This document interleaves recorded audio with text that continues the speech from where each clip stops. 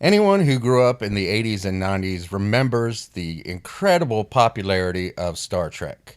From the original cast, the movies, and the original show, to The Next Generation, which came out in the late 80s and ran into the mid 90s. Then you had Deep Space Nine, you had Voyager. Voyager and Enterprise maybe were not quite as popular and as widely liked as, especially The Next Generation.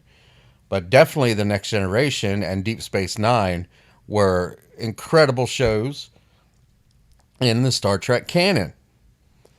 And then after Enterprise was over, we had quite a lull. There was not much going on with Star Trek, but the conventions from the 80s and 90s, people remember those conventions. If you've ever been to one, you can you can attest with me that the place would be packed full of people, just vendors from wall to wall, and people lining up to get in, people lining up for autographs, people lining up to see the Q&A with the stars.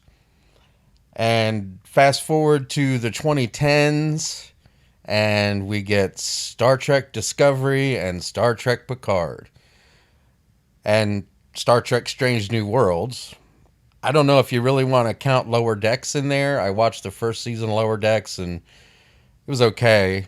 It wasn't great. It wasn't nearly as bad as Discovery. It wasn't nearly as bad as Picard, but it is what it is. It's just a comedy. It's, to me, it's not truly Star Trek. And now the ripples of unpopularity are starting to show.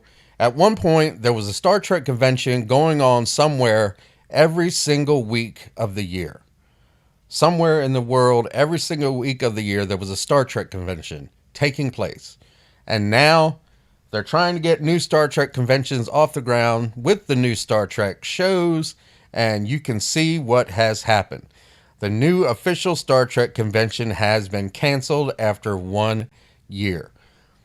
Star Trek missions. After careful consideration, unfortunately, the decision has been made not to move forward with the Star Trek Mission Seattle event in 2023. We are working on new ways to bring our favorite Star Trek fans the optimum experience, and we look forward to celebrating together again in the future. That was the Mission Seattle 2023 event update, which is a non-starter because the event's been canceled. It's pretty easy to see why. All you got to do is watch Discovery. It's a terrible show.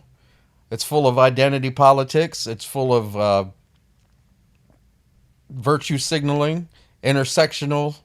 I always get that word wrong.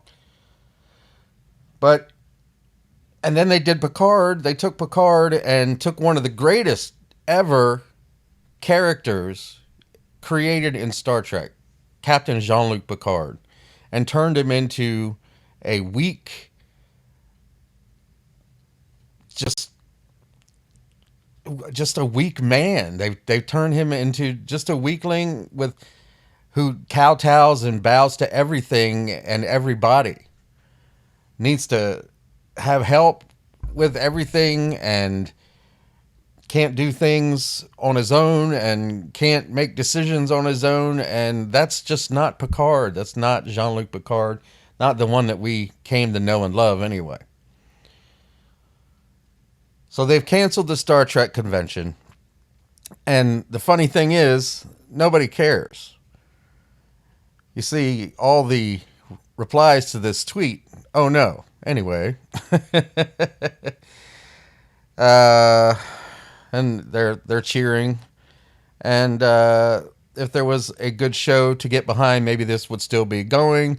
I'm still bummed I never got to go to Star Trek Experience in Vegas. I never got to go there either. That would have been cool. No one cares. No one cares that this has been canceled. Right here, Trek is as dead as Picard. Rest in peace, Star Trek. Someone asks, is there an Orville Fest to attend? Yet the Jar Trek shows continue on. The Jar Trek shows. Talking about J.J. Abrams, Jar Jar Abrams, and he's basically the producer of all the new shows as well as the new Star Trek movies from 2009. which the first one wasn't terrible, but the second one and the third one, they just basically bent the Star Trek franchise over. J.R.R. Abrams and company have a habit of this. It's exactly what they did to Star Wars. And Paramount, who owns the Star Trek franchise and owns the rights, have entered a multi-year production pact with DC Films veteran Walter Hamada. Walter Hamada, the man that tried to remove Henry Cavill from Superman and almost drove DC Films into the ground with his woke virtue signaling and his message of inclusivity. But they haven't made him the boss or a boss producer. They have, let's see if we can find it here. They're going to put him in charge of the horror division. Here it is. I am thrilled to collaborate with Paramount Pictures with the singular goal of creating exceptional movies in the horror genre. He is the ideal partner and visionary to build out our mainstream horror genre franchise business. So they're just putting him in charge of the horror franchise, which will not have anything to do with Star Trek. Alex Kurtzman is obviously still in charge of Star Trek and still the one in charge of flushing the entire thing down the toilet. So we don't have to see that Hamada is going to have anything to do with Star Trek, but it just goes to show you that people are not learning from their mistakes. DC Films was losing money. They were bleeding money. Aquaman made billions of dollars, but then they tried to do a woke intersectional Batwoman. That had to get shelved.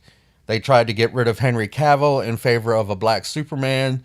That didn't happen. And this was all Walter Hamada's idea. These were his ideas. And it also had something to do with J.J. Abrams, because J.J. Abrams has a contract with Warner Brothers and DC. And his wife was quintessential in having Hamada hired. She's also a big proponent of the Me Too movement. So that just goes to show you that she is basically a Karen who can't keep her nose out of everything.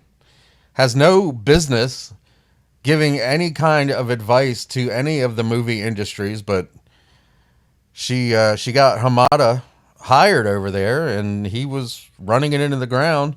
And now Paramount is hiring him to run their horror genre, horror company into the ground. So we'll have to see what happens with that. Am I sad that the Star Trek convention has been canceled? No. Frankly, I wasn't going to go anyway. It's in Seattle, and I live on the East Coast, so I wasn't going to go. I am sad, however, that I can't go to a Star Trek convention anymore because they don't have them anymore, because no one's going. There's no fans of Star Trek left. Only Star Trek as it was, not Star Trek as it is. I will still watch The Next Generation. I will still watch Deep Space Nine. I will still watch Voyager. But I will not watch this new crap. I refuse to even give it a second glance.